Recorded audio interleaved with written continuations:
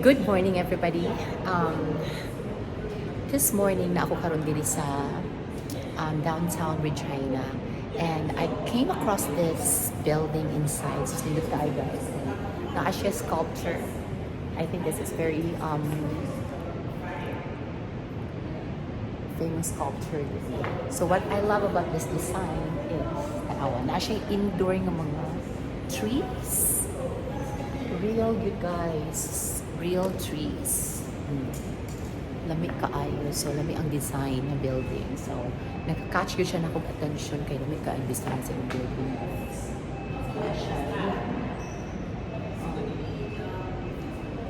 Trees inside. Natubog yung mga trees. It's another day din sa Regina, Saskatchewan. So, magsuri-suri subo ta din sa ilang downtown Regina. So, let's go guys and let's explore the place together. Dali na ka! Maugid ni ang mubungad nato din sa downtown Regina guys. Mao ni ako nabantayan na daghan kay nagkalain mga work of art din sa downtown nga mga sculptures. And as I read it, dili lang siya basta-basta sculpture, but it has a really deep meaning sa mga nagkanlaing mga sculptures na nag-scatter din sa downtown Regina. So nindot kayo explore, nindot kaayo i-take pictures aning mga sculptures kay at the same time makita gyud dato ang deep history dinhi sa downtown Regina or in Regina or in Canada as a whole. So nata karon guys sa ilang park.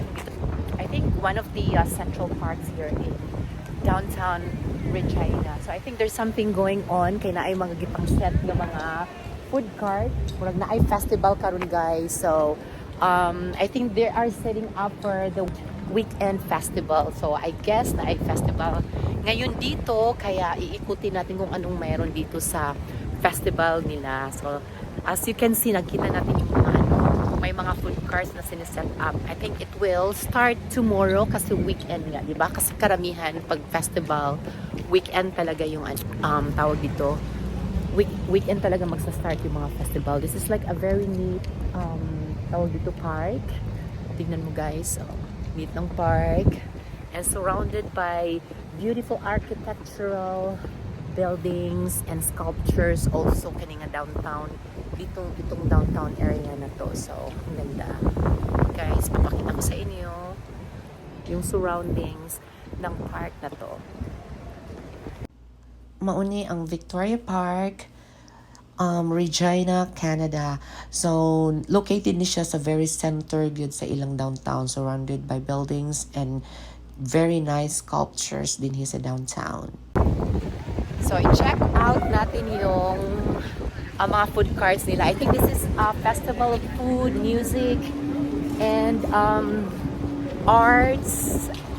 So, hindi ako sure guys kung anong festival ito guys. So, check out natin what kind of festivals. Ang daming mga food carts na nandito ngayon. So, different kinds of cuisine ang makikita natin dito sa festival na to. So, I think it's just starting.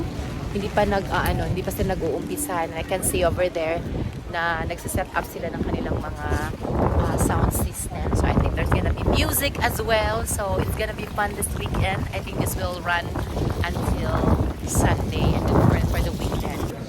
So check out natin yung Indian food. Hey, what kind of festival is this? It's like a food festival. Folk festival. Oh, nice. So it starts today until when? Until Sunday. Oh wow, it's a 3-day. Wow, it's a 3-day affair, guys. So it looks like there's a lot of food, a lot of music and culture and everything. So, sorry. Muntik na ako masagasaan, guys. So if you're here in Regina, just come check out this 3-day festival happening only here. What's the name of the park? Victoria? Okay, so here in Victoria Park guys, so nandito talaga sila sa pinaka-center ng Victoria Park. Thank you so much my friend. Bye. So nandito sila sa pinaka-center ng Victoria Park. At come check it out, starting right now until Sunday yung festival na to. So I can see, my God, na nasa-smell ko, hello, Nasa-smell ko yung food, nasa-smell ko yung iba't ibang aroma ng mga food kasi nandito nga I am surrounded with a lot of different food trucks dito sa park na to. So it's gonna be fun. So if you ever come here in Regina downtown, so there is a festival going on here today until Sunday. So punta na kayo dito para makita natin ang I think this is a cultural event talaga for 3 days. It's a celebration of culture, food, and music. Kaya go na tayo dito sa downtown Victoria Park. Dito lang yan sa Regina. So ang daming tao guys. So they're setting up. So this is getting busier. Punta na kayo dito at makisaya sa festival na to. Lakas ng hangin guys. Tapos nag-umpisa na siyang umulan. So nahanap ko yung nila, yung parang mall. I think there is one ahead of me. Cornwall Center. So pupunta muna ako dyan kasi habang umaambon pa. And I'm gonna resume my vlogging. Magre-resume ako ng vlog a little later. So at least makikita nyo rin kung ano yung mall dito sa Regina. So parang inaayos pa tong na to. Ang ganda ng ha. Ganda ng tingnan mo, may mga design yung nila, yung street nila. And I think inaayos pa nila mostly yung mga buildings. So excuse with the with the looks. So papunta na tayo sa Cornwall Center. Check out natin what's inside the mall. Come on. Approaching Cornwall Center guys, and look at the facade. I find it grand kasi it's surrounded with a very old architectural buildings bago ka papasok sa mall sa center, and it's a cluster of old buildings talaga. It's really nice and you can take pictures here as well. Grabe, parang grabe naman. My God. Parang kang makuna nito sa makapush ng door na to. Oh, so nandito na tayo sa loob at yeah, may Tim Hortons. Ang ganda ha. Ang ganda ng ng entrance ng mall na to. So may Tim Hortons in my back. Tapos across is H&M. Wow, it reminds me of Marvel Mall in Toronto. Maybe H&M's here. So it's a really nice mall actually. So may mga salon pa dito. Sa likod may salon. So, Fifth Avenue. Oh, ang pangalan pala nito is FW Hill Mall. So ayun. FW Hill Mall. So para siyang tawag dito Marvel Mall sa Toronto guys. So let's go explore natin more what's inside the mall. Nandito muna ako sa entrance ng mall. So ito yung makikita natin pagpasok natin. So let's go. My God, ang ganda naman ng sculpture na to. It's like mother and son. Mother and daughter. So ang ganda. Guys.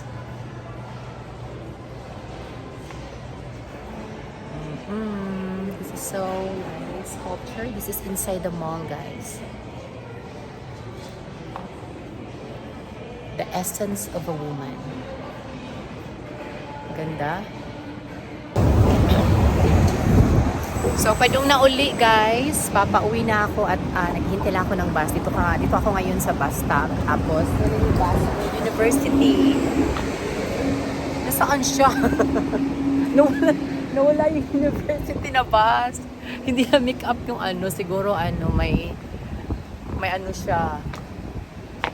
Hindi siya nagpipick up ng mga passengers at the moment. So, hintay ulit tayo ng another bus passenger. Okay, let's go guys. So, finally, nahanap ko na yung right na bus stop going to university. So, ito na yon guys.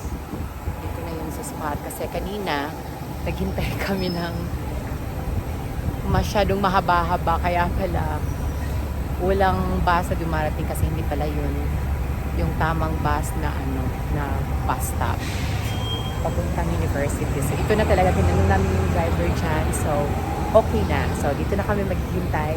University. I think that's university. Yay! It's coming. So, let's go, guys.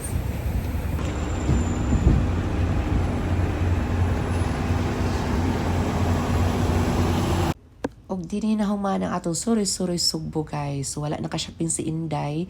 Mao na nakasave si Inday og kwarta sa iyang suroy-suroy Sugbo. So this is it. Thank you so much for tuning in guys atong suroy-suroy Sugbo di sa downtown Regina, Canada. Till next time, take care and God bless you all.